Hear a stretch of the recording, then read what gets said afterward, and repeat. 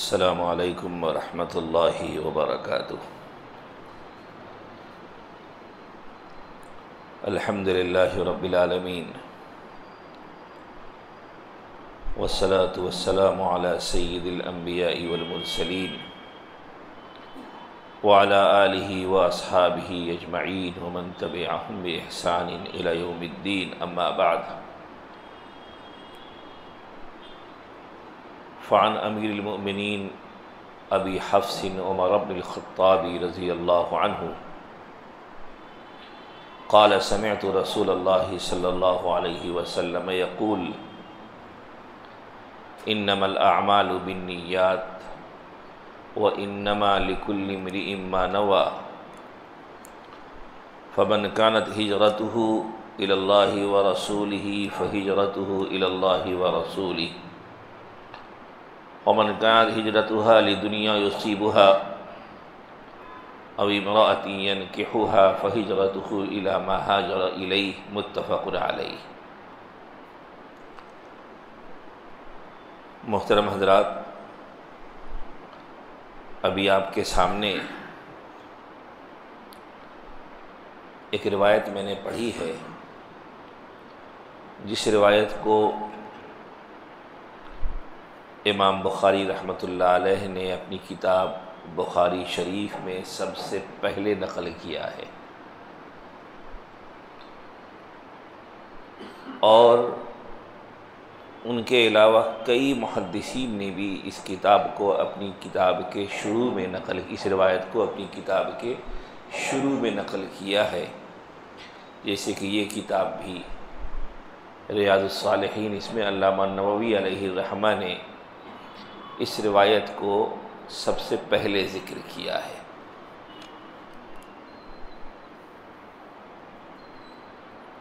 امام شافعی رحمۃ اللہ علیہ فرماتے ہیں کہ اس روایت کا تعلق دیکھا جائے تو علوم اسلامیہ کے 70 سے زائد ابواب سے ہے، اور علماء کرام نے اس ایک روایت سے سینکڑوں مسائل مستنبط کیے ہیں۔ بڑی جامع روایت ہے۔ حضرت عمر بن خطاب رضی اللہ تعالیٰ عنہ فرماتے ہیں کہ میں نے یہ روایت نبی اکرم صلی اللہ علیہ وسلم کو منبر پہ ارشاد فرماتے ہوئے سنا۔ آپ منبر پہ تشریف فرما تھے، اور اسی منبر پہ آپ نے یہ حدیث بیان فرمائی۔ آپ نے فرمایا انما الاعمال بالنیات وانما لکل امرئ ما نوى، کہ اعمال کا دار و مدار نیتوں پر ہے، کہ جیسی نیت ہوگی عمل بھی ویسا ہی ہوگا، عمل پر وہی اثر مرتب ہوگا، اور ہر انسان کے لیے وہی ہے جس کی اس نے نیت کی ہے۔ پھر اسی بات کی وضاحت کرتے ہوئے آپ صلی اللہ علیہ وسلم نے فرمایا کہ جس کی ہجرت اللہ اور اللہ کے رسول کے لیے ہے تو اسے ہجرت کا ثواب ملے گا، اور اس کی ہجرت اللہ اور اللہ کے رسول کے لیے شمار کی جائے گی، اور جس کی ہجرت کسی دنیا کی خاطر ہے کہ وہ دنیا کو حاصل کر لے، یا کسی عورت سے شادی کرنے کے لیے ہے، تو اس کی ہجرت کا شمار اسی میں مقصد میں ہوگا جس کی خاطر اس نے ہجرت کیا ہے۔ گویا کہ کسی بھی عمل کے انجام دیتے وقت جو نیت عمل کرنے والے کے ذہن و دماغ میں ہے، جس مقصد سے وہ عمل کر رہا ہے، اس کے عمل کا ثواب اس کی نیت پر منحصر ہے۔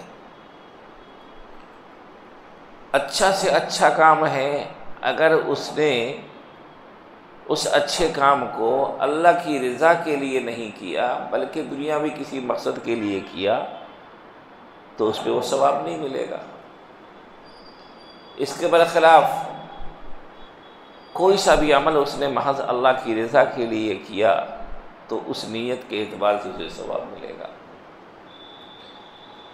تو گویا کہ عمل کا دار و مدار نیتوں پر ہے، جیسی نیت ویسا اس پر حکم لگے گا۔ علماء نے اس سے کئی مسائل بھی نکالے۔ مثال کے طور پر شوال کا مہینہ گزر رہا ہے، شوال کے 6 روزے بھی رکھتے ہیں، اور بہتر ہے کہ اس روزے کو پورے شوال کے مہینے میں متفرق طریقے پہ رکھا جائے، گرچہ کہ اپنے معاشرے میں رواج ہے کہ ترتیب سے لوگ رکھ لیتے ہیں، لیکن پورے شوال کے مہینے میں اس روزے کو رکھ سکتے ہیں۔ اب اگر کسی کے ذمے رمضان کا کوئی روزہ قضا تھا، جیسے خواتین کے روزے چھوٹ جاتے ہیں، اب وہ شوال کے مہینے میں کوئی شخص اپنے رمضان کے قضا روزوں کی قضا کر رہا ہے، تو قضا کی نیت کیا ہے تو وہ روزہ قضا میں شمار ہوگا۔ قضا ہے اس کے ذمے، لیکن اس نے شوال کے روزے کی نیت کی ہے تو اس کی نیت کے اعتبار سے شوال کا روزہ شمار ہوگا، قضا اس کے ذمے باقی رہے گا۔ یعنی جیسی نیت عمل پر ویسا ہی حکم لگے گا۔ تو عمل گویا کہ نیت کے تابع ہوتا ہے۔ نیت کیا ہے؟ نیت در حقیقت وہ دل کا ارادہ ہے، جس ارادے کے ساتھ وہ اس عمل کو انجام دے رہا ہے۔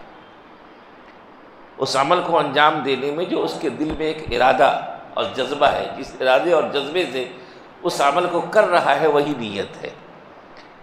اسی لیے علماء نے لکھا ہے کہ نیت وہ ارادہ ہے، اس لیے زبان سے نیت کے الفاظ کہنا ضروری نہیں ہے۔ انسان کسی عمل کو جس ارادے سے کر رہا ہے، وہ عمل اس کے ارادے کے مطابق اللہ کے یہاں اسی اعتبار سے اس کے عمل کا حکم لکھ دیا جائے گا۔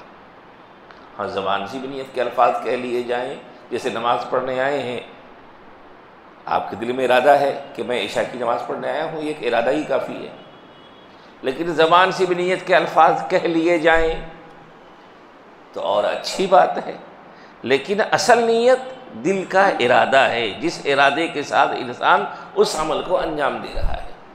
مثال کے طور پر رمضان کا مہینہ بھی گزرا، سحری کے وقت اٹھے اور اٹھنے کے بعد سحری کھایا، وقت کی پابندی کے اہتمام، بھائی وقت میں کتنا وقت باقی ہے، یہ سب تمام اہتمام کرتے ہوئے آپ نے سحری کھا لیا۔ نیت کے الفاظ آپ نے زبان سے کہے نہیں، لیکن پھر بھی آپ کا روزہ ہوگا۔ کیوں؟ اس لیے کہ آپ سحری میں اٹھے، سحری میں وقت کی پابندی کے ساتھ آپ نے کھانا کھایا، سحری کھایا، تو کیا تھا؟ وہ ارادہ ہی تو تھا ایک خاص عمل کا، وہ ارادہ ہی اس نیت ہو گیا، گویا کہ آپ روزہ رکھنا چاہتے ہیں۔ مثال کے طور پر آپ نفلی ارادے کی نیت سے آپ صبح میں اٹھے اور اٹھ کر کے آپ نے سحری کھا لیا اور دیکھا کہ ہاں ٹائم ختم ہو گیا، آپ اپنے آپ کو کھانے پینے سے آپ نے روک دیا۔ تو صبح میں کھانے پینے کا اہتمام اور خاص وقت سے پہلے اپنے آپ کو کھانے پینے سے روک دینا، یہ بھی تو ارادہ ہی ہوا، یہ ارادہ ہی کافی ہے، آپ کی نیت ہو گئی، تو زبان سے کہنا ضروری نہیں ہے۔ تو نیت کی بڑی اہمیت ہے۔ ایک تو نیت کے اعتبار سے عمل کا تعین ہوتا ہے کہ وہ عمل آپ فرض انجام دے رہے ہیں، قضا کر رہے ہیں کہ نفلی عمل کر رہے ہیں، آپ کے اس عمل کی تعین نیت کے ذریعے ہوگی، اور نیت ہی کے اعتبار سے اس عمل کا ثواب متعین ہوگا۔ اللہ کی رضا کے لیے کیا ہے تو اس کا ثواب ملے گا، دنیاوی مقاصد سے کیا ہے تو ظاہر سی بات ہے کہ دنیاوی مقصد میں پھر اللہ کی رضا نہیں ہے۔ تو عمل کا تعین بھی نیت کے ذریعے، اور عمل کا حکم، عمل پر ملنے والا ثواب، یہ سب منحصر ہے کس کے اوپر؟ نیت کے اوپر۔ اور اس روایت کو محدثین اپنی کتاب کے شروع میں عام طور پہ نقل کر کے یہ تعلیم دیتے ہیں کہ دیکھو، دنیا میں جو کچھ کر رہے ہو، عمل تمہارا وہی قیمتی ہے جو عند اللہ مقبول ہو۔ پڑھنا، پڑھانا، سننا، سنانا، یہ ساری باتیں کب تو قیمتی ہوں گی، جب عند اللہ مقبول ہوں گی، اور عند اللہ مقبول ہونے کے لیے ضروری ہے کہ اس عمل کے انجام دیتے وقت اللہ کی رضا کی نیت ہو۔ نیت اچھی ہوگی تو عمل اسی اعتبار سے مقبول ہوگا۔ تو گویا کہ ایک تعلیم بھی ہے ہمارے لیے کہ ہم جو کچھ بھی کر رہے ہوں اس عمل کو کرنے میں نیت اچھی رکھیں تاکہ ہمارا وہ عمل عند اللہ مقبول ہو سکے۔ اور اگر نیت میں بگاڑ ہے، نیت میں فساد ہے، نیت اچھی نہیں ہے تو عمل تو ہو جائے گا لیکن مقبولیت اور ثواب ہمارے ہاتھ میں نہیں آئے گا۔ تو ایک تعلیم یہ ہے کہ کسی بھی عمل کو کیا جائے تو چونکہ اس عمل کا ثواب، اس عمل پر ملنے والا انعام وہ منحصر ہے اس عمل کے کرنے والے ارادے پر، نیت پر، تو نیت اچھی کر لیں گے تو ہمیں اس کا انعام بھی اچھا مل جائے گا۔ نماز ہم پڑھنے آ رہے ہیں، اچھی نیت سے پڑھنے آ رہے ہیں، اللہ جانتا ہے، اور نیت وہی وہ جذبہ ہے کہ جو اللہ سے اس سے واقف ہے۔ تو ہمیں اپنی زندگی کے تمام اعمال میں اپنی نیت کو اس لیے اچھی بنانی ہے کہ ہمارے اعمال کی صحت، ہمارے اعمال کی قبولیت، ہمارے اعمال کی نافعیت منحصر ہے ہماری نیتوں پر، اس لیے نیتوں کو ہم اچھی بنانے کا اہتمام کریں۔ اسی لیے علماء نے لکھا ہے کہ آپ دنیا میں کوئی سا بھی کام کریں، چاہے وہ کام آپ کی دنیا کی ضرورت سے جڑا ہوا ہو، لیکن چونکہ آپ اس پر اللہ سے انعام چاہتے ہیں تو اس میں اپنی نیت کو، اپنے ارادے کو اللہ کی رضا حاصل کرنے والا بنا دیجیے۔ اس کا فائدہ کیا ہوگا؟ نیت کے اچھے ہونے کی وجہ سے ثواب بھی مل جائے گا، اور اس چیز کی وجہ سے جو دنیاوی منافع ملتے ہیں وہ بھی مل جائیں گے نیت کے اچھے ہونے کی وجہ سے۔ جیسے مثال کے طور پر اکابر کی زبان سے آپ نے بارہا سنا ہوگا کہ ایک آدمی اپنے گھر میں کھڑکی لگا رہا ہے، وینٹیلیشن لگا رہا ہے، تو وینٹیلیشن لگانے کا، کھڑکی لگانے کا جو دنیاوی فائدہ ہے وہ تو اس کی کچھ بھی نیت ہو وہ فائدہ تو اسے ملے گا ہی، لیکن وہاں پہ وہ نیت کر لیا کہ بھائی میں یہ لگا رہا ہوں تاکہ اذان کی آواز ہمارے گھر تک آئے، تو اس نیت کی وجہ سے اسے ثواب تو مل گیا، دنیاوی فائدے وہ تو فری میں اس کو حاصل ہوتے جائیں گے۔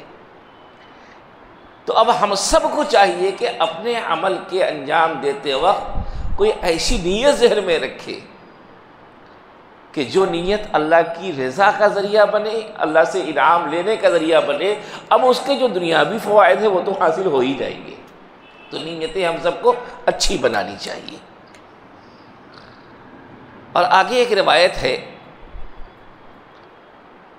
اس کا بھی تعلق اسی سے ہے، گویا کہ اسی کی وضاحت ہے۔ ام المؤمنین حضرت عائشہ رضی اللہ تعالیٰ عنہ فرماتی ہے کہ رسول اللہ صلی اللہ علیہ وسلم نے ارشاد فرمایا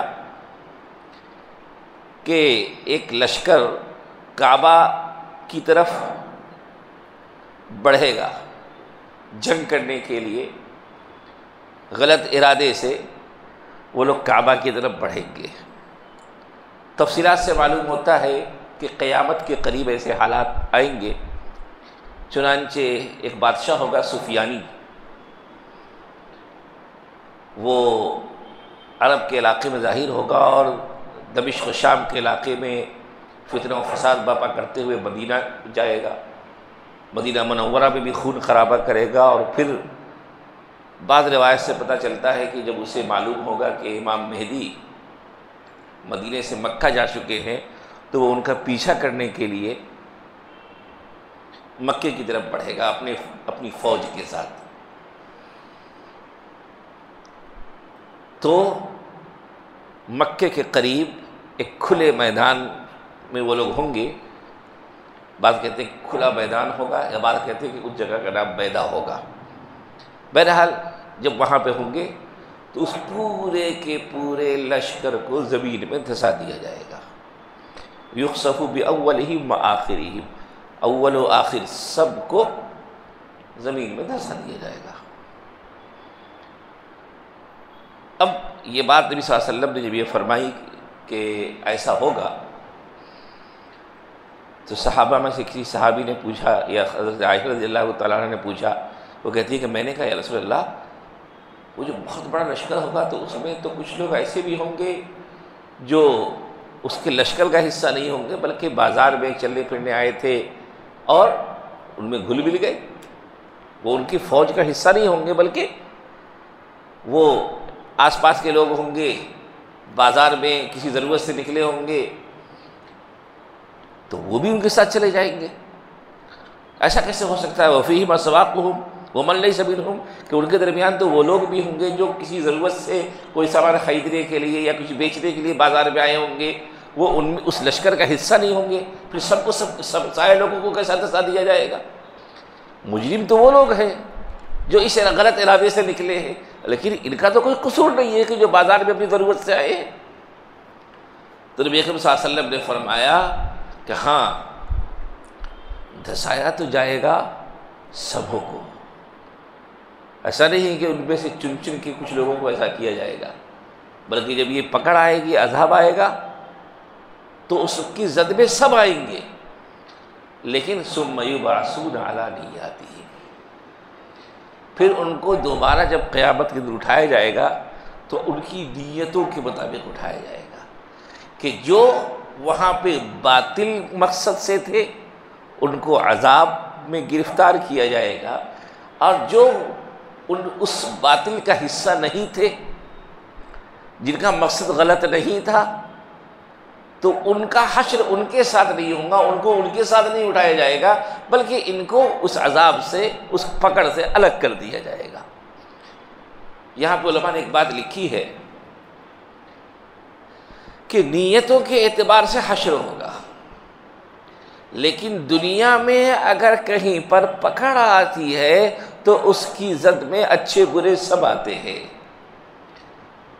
اسی لیے علماء نے لکھا ہے کہ ایسی جگہوں سے اہل ایمان کو دور رہنا چاہیے جہاں پر اللہ کا غضب نازل ہوتا ہے، کیونکہ اگر وہ وہاں جائیں گے تو ہو سکتا ہے کسی وقت وہ اس عذاب میں مبتلا ہو جائے جو اللہ نے ان پر نازل کرنے کا ارادہ کر رکھا ہے۔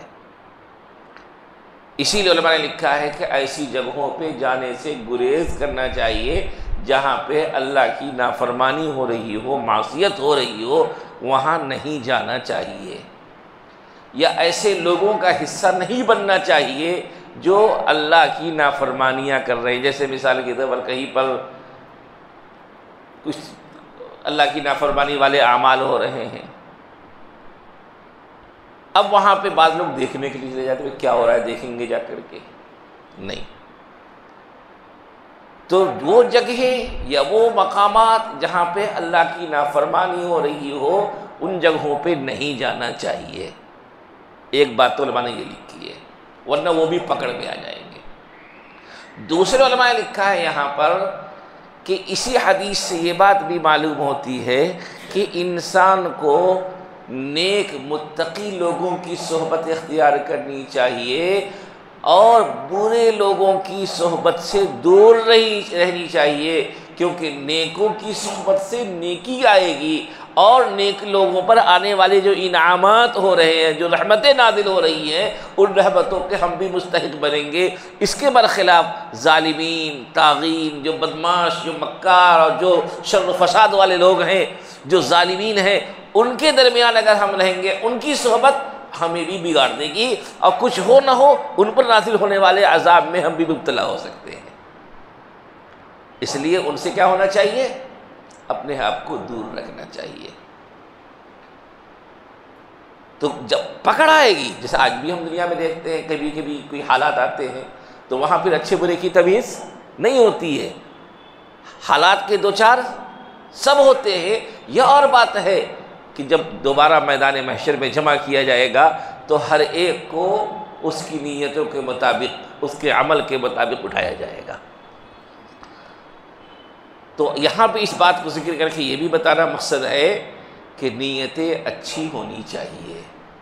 نیتوں ہی کی وجہ سے آخرت میں بھی انسان کے ساتھ یا تو اس کا حشر برے لوگوں کے ساتھ کیا جائے گا یا اس کا حشر اچھے لوگوں کے ساتھ کیا جائے گا. ابھی نیتی کی اہمیت کی خاطر نبی صلی اللہ علیہ وسلم کی ایک روایت اور ہے. فرمایا ایک سفر میں تھے، غزوے میں تھے نبی اکرم صلی اللہ علیہ وسلم، تو اسی موقع پہ صحابہ نے فرمایا، صحابہ کو مخاطب کرتے ہوئے آپ صلی اللہ علیہ وسلم نے فرمایا، اس روایت کے راوی حضرت عبداللہ حضرت جابر ابن عبداللہ رضی اللہ عنہ، بڑے مشہور صحابی ہیں، آپ لوگوں نے بارہا ان کا تذکرہ سنا ہوگا. انہوں نے کہا کہ نبی صلی اللہ علیہ وسلم نے فرمایا، غزوے میں تھے، سارے صحابہ ساتھ میں تھے، کہ مدینے میں کچھ لوگ ایسے ہیں جو تمہارے ساتھ ابھی اس سفر میں شریک نہیں ہیں. تم جن راہوں سے گزر رہے ہو وہ اس راہوں سے گزر نہیں رہے ہیں، جن وادیوں کو تم طے کر رہے ہو ان وادیوں کو وہ طے نہیں کر رہے ہیں، لیکن ہر قدم وہ ثواب میں تمہارے ساتھ ہے مدینے میں، لیکن وادیوں سے گزرنے میں اور اس سفر کو طے کرنے میں ہر قدم وہ تمہارے ساتھ ہے. یعنی جس طریقے سے اس غزوے میں شرکت کا ثواب تمہیں مل رہا ہے، تمہارے ساتھ ساتھ مدینے میں جو لوگ رہ گئے ہیں ان کو بھی یہ ثواب مل رہا ہے. وہ کیا کہ حبسہم المرض، کہ وہ آتے نہیں آ سکے، کہ مرض تھا، مرض کی وجہ سے کسی عذر کی وجہ سے نہیں آ سکے ہیں، تو ان کا بھی آنے کا ارادہ تھا. اچھے ہوتے تو وہ بھی آتے، لیکن عذر کی وجہ سے نہیں آ سکے ہیں، تو ان کے ارادے اور نیت کی بنیاد پر جو ثواب اللہ تمہیں اس عمل کے انجام دینے پر دے رہے ہیں، ان کے ارادے کی بنیاد پر اللہ انہیں وہ ثواب عطا کر رہے ہیں. شرکوکم فی الاجر، تمہارے اجر میں وہ شریک ہے. گویا کہ انسان کی اچھی نیت ہو، اچھا جذبہ ہو، اچھا حوصلہ ہو، اور پھر کسی وجہ سے انسان کسی عذر کی وجہ سے اس عمل کو انجام نہ دے سکے، تو اس کے اس جذبے کی بنیاد پر ہی اس کو اس عمل کے انجام دینے والوں میں شمار کر لیا جاتا ہے. یہ اللہ کا انعام ہے. تو بھائی کیوں نہ ہم اچھا جذبہ رکھیں؟ بھائی کام ہم نہیں کرتے، اللہ کام لیتے ہیں، اللہ کام لیتے ہیں. جب اللہ موقع دے گا ہم کریں گے، لیکن کم سے کم نیت رکھنے میں کیا حرج ہے؟ تو اس سے کیا پتہ چلا کہ ہم اچھے کاموں کا ارادہ رکھیں، جذبہ رکھیں کہ ہم یہ موقع آئے گا تو ہم یہ کام کریں گے. کیوں؟ اللہ تعالیٰ ہو سکتا ہے آپ کی اس نیت کی وجہ سے آپ کو وہ موقع دے دے، اللہ آپ سے وہ کام لے لے. اور اگر نہیں بھی ہو سکا آپ سے وہ کام، تو چونکہ آپ کی نیت اچھی ہے، آپ کے ارادے میں وہ چیز شامل ہے، تو اس ارادے اور اس نیت کی وجہ سے آپ کو اس عمل کے انجام دینے والوں میں شمار کر لیا جائے گا. تو اللہ کی طرف سے تو یہ انعام ہے. اسی لیے روایت میں آتا ہے کہ جب مومن بندہ کسی نیکی کا ارادہ کرتا ہے تو اللہ کہتے ہیں اس کو لکھ لو، ثواب اس کو لمحہ اعمال میں لکھ دو. اور جب وہ اس کام کو کر دیتا ہے تو اللہ کہتے ہیں 10 گنا ثواب اس کو لکھ دو. اور پھر جس کے لیے چاہتے ہیں اللہ تعالیٰ بڑھا بھی دیتے ہیں. جتنا اخلاص، جتنے اچھے جذبے سے اس نے اس کام کو کیا ہے، اس کا ثواب اتنا بڑھا دیا جاتا ہے. لیکن ارادہ کرتے ہی عمل کرنے کا ثواب تو لکھ دیا گیا. اس لیے دین کے حوالے سے، نیکی کے حوالے سے انسان کے حوصلے اچھے ہونے چاہیے. انسان اچھی چیزوں کا ارادوں کو اپنے ارادے میں شامل رکھے کہ اللہ نے موقع دیا تو میں یہ کروں گا، میں یہ بھی کروں گا. اللہ نے ارادہ دیا کہ مجھے موقع دیا تو میں مسجدیں بنواؤں گا. اللہ نے موقع دیا تو میں لوگوں کو حج کراؤں گا. اللہ نے موقع دیا تو میں یہ نیکیاں کروں گا، لوگوں کے کام آؤں گا. اچھا حوصلہ رکھنا چاہیے، اچھی نیت رکھنی چاہیے، اور جہاں تک ہو سکے اپنی نیت کو اچھے سے اچھا بنانے کا اہتمام کرنا چاہیے. کیونکہ ہماری نیتوں کی بھی اللہ کی نظر میں بڑی اہمیت ہے، اور ہمارے اعمال کو وہی مقام ملتا ہے جو ہماری نیت اس کے پیچھے پوشیدہ ہوتی ہے. یہاں پہ ایک روایت اور سن لیجیے. نبی صلی اللہ علیہ وسلم نے فرمایا کہ ان اللہ لا ينظر الى اجسامکم ولا الى صورکم ولکن ينظر الى قلوبکم، کہ اللہ تمہارے جسموں کو نہیں دیکھتا، اللہ تمہارے جسموں کو نہیں دیکھتا، تمہاری صورتوں کو بھی نہیں دیکھتا۔ اب اسی پہ ایک بات ایک صاحب نے کہہ دیا، لوگوں کے میرا نبی عجیب عجیب مسخرے پن والی باتیں ہوتی ہیں۔ ایک صاحب نے کہا کہ اللہ تعالیٰ صورتوں کو نہیں دیکھتا تو کیسا بھی رکھو، تو نہیں، صورت کو بھی ظاہر کو بھی اہل اللہ کے جیسا بنانا یہ دین کا مطالبہ ہے۔ اپنی صورت کو، اپنے ظاہر کو بھی نیک لوگوں کے جیسا بنانا، انبیاء کے راستے پر چلنے والوں، ان کی اتباع کرنے والوں، علماء کرام اور متبعین شریعت، ان کے مطابق اپنا ظاہر بنانا، یہ بھی شریعت میں مقصود ہے، اس کا مطالبہ کیا گیا ہے۔ اس لیے اپنے ظاہر کو بھی دیندار بنانے کا اہتمام کرنا چاہیے۔ یہاں جو کہا گیا کہ اللہ تمہارے جسموں کو، تمہاری صورتوں کو نہیں دیکھتا، یعنی اللہ تعالیٰ تمہارے اعمال کا ثواب تمہاری صورت اور تمہارے جسم کے مطابق نہیں لکھتا کہ تم بڑے ڈیل ڈول والے ہو، تم بڑے بااثر ہو تو اس کا ثواب الگ ہوگا، نہیں۔ اللہ سے، کس کی صورت اللہ سے مخفی ہے، کس کا جسم اللہ سے مخفی ہے، لیکن اللہ ثواب دینے میں، انعام دینے میں، اعمال کی قبولیت کے معاملے میں تمہاری شکل و صورت اور تمہارے ڈیل ڈول کو نہیں دیکھتا، بلکہ کیا دیکھتا؟ وَلَكِنْ يَنْظُرُ إِلَىٰ قُلُوبِكُمْ، اللہ تمہارے دل کو دیکھتا ہے کہ اس عمل کے انجام دینے کے پیچھے تمہارے اندر کتنا اخلاص ہے، اللہ کی رضا کی کتنی طلب ہے۔ جیسی طلب ہوگی، جیسی نیت ہوگی، جیسا ارادہ ہوگا، اسی اعتبار سے تمہارے اعمال کی قبولیت ہوگی۔ یہ ہے مطلب۔ تو جو کام ہم کریں، حتیٰ کہ اپنی دنیاوی ضرورتوں کی بھی تکمیل کرے، تو اس میں اچھی نیت کو شامل کر لیں۔ اپنا کھانا کھا رہے ہیں، اس میں بھی اچھی نیت کو شامل کر لیں۔ اپنے بچوں کی حاجت کی تکمیل کر رہے ہیں، وہاں بھی اللہ کی رضا کی نیت شامل کر لیں۔ سو رہے ہیں، وہاں بھی اللہ کی رضا کی نیت شامل کر لیں، تو ہمارا ہر کام عبادت بن جائے گا۔ تو غرض ہے کہ ہماری نیتوں کی، ہمارے دل کے ارادوں کی، ہمارے جذبات کی، ہمارے اخلاص کی بڑی اہمیت ہے۔ اس کو جتنا اچھا سے اچھا ہم بنائیں گے، ہمارے اعمال اللہ کی نظر میں اتنے ہی مقبول ہوتے جائیں گے، اور اسی اعتبار سے ہمیں اللہ کے ہاں اجر و ثواب کا استحقاق ہوگا۔ اس لیے اس معاملے میں اپنے آپ کو پیچھے نہیں رکھنا چاہیے۔ اللہ سے دعا ہے کہ اللہ تعالی ہم تمام کو خوب سے خوب نیکیوں کی توفیق عطا فرمائے، اور ہر نیکی، ہر عمل کے کرتے وقت اللہ ہم سب کو اچھی نیتیں، اچھے ارادے اور اچھے جذبات عطا فرمائے۔ وآخر دعوانا الحمدللہ رب العالمین۔